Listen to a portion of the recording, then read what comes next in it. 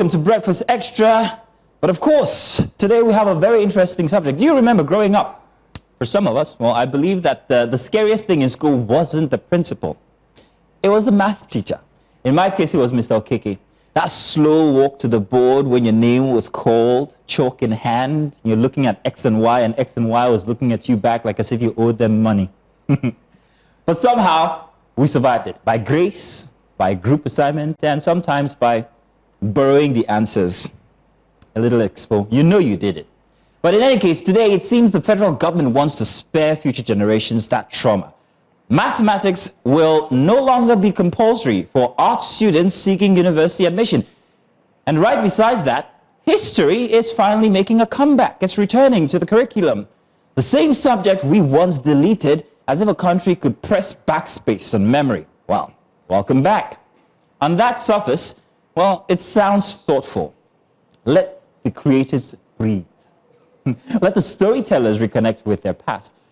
But deeper inside this policy is a question. What kind of mind is Nigeria trying to build? One that remembers or one that avoids? Now, let's not forget, history was removed in 2009. A nation full of kingdoms, of coups, of treaties and tragedies, quietly deciding that its children did not need to understand how the country became itself. So we raised a generation that can code in Silicon Valley, but cannot trace their own lineage past Independence Day. That's even if they can think that far. A generation fluent in Wi-Fi, but disconnected from Biafra, from June 12, from Aburi, from the fact that this country once went to war with itself. Ojukwu. And now, after erasing memory, we may be weakening logic. Yes, they've said mathematics can be frightening, but it teaches discipline, problem solving, structure. Removing it may feel like mercy, but education is not meant to comfort us. It is meant to stretch us. I mean, think about it. How do we build journalists who cannot read statistics, filmmakers who cannot manage budgets, activists who cannot even calculate interest on loans they will be one day protesting against? This is how a nation forgets its past and also risks its future. Today we have a young Nigerian generation who do not know that between 1967 and 1970, just 3 years, 1 million lives were lost, not in tweets, but in trenches. They've never heard that children in Biafra actually ate lizards to survive, or that silence was once our national language. They do not know that June 12 was not always a holiday, but heartbreak, the day that hope was cancelled in Nigeria.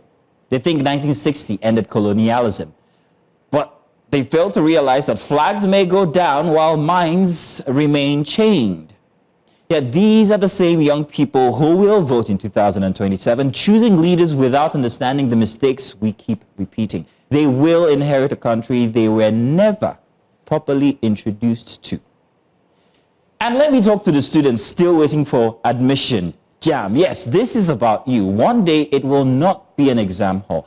It will be a visa interview, a scholarship panel, a newsroom test, a boardroom pitch. In that moment, no one's going to ask for your WAEC results.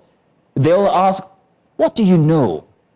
Can you think? Can you argue with memory? Can you defend the logic? Comfort, well, that will not save you then. Only competence will.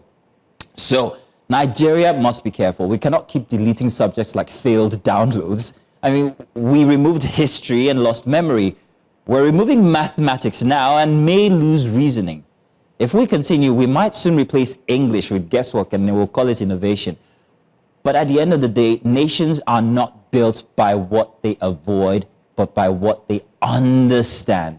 And our children deserve more than shortcuts. They deserve the tools to remember, the tools to calculate, and the tools to rebuild, because that is what we absolutely need for a country like Nigeria.